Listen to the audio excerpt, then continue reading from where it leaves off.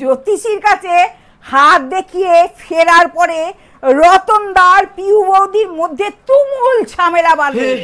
রতনদা তো একবারে মরা কাটা জুড়ে দেয় আর পিউ বৌদিকে বলে, আমাদের 40 বছরের দাম্পত্য জীবন তুমি আমার সঙ্গে এইরকম বেইমানি করতে পারলে?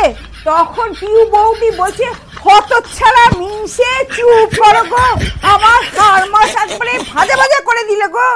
তারপরে পিউ বৌদি বলছে, ওই জ্যোতিষীকে যদি আমি হাতের কাছে পাই তাহলে ওকে আমি জুতো পেটা করব। তখন আমি আগ বাড়িয়ে জিজ্ঞেস করলাম কি হয়েছে? তখন ওরা বলল, রতনদাকে দেখে ওই জ্যোতিষী একবার ফট করে বলে বসে, আপনার তো 2টো সন্তান।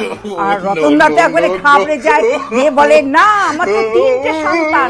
কিন্তু ওই মহা চালু জ্যোতিষী একবার স্মার্টলি বলে, সেটা হচ্ছে আপনার ধারণা।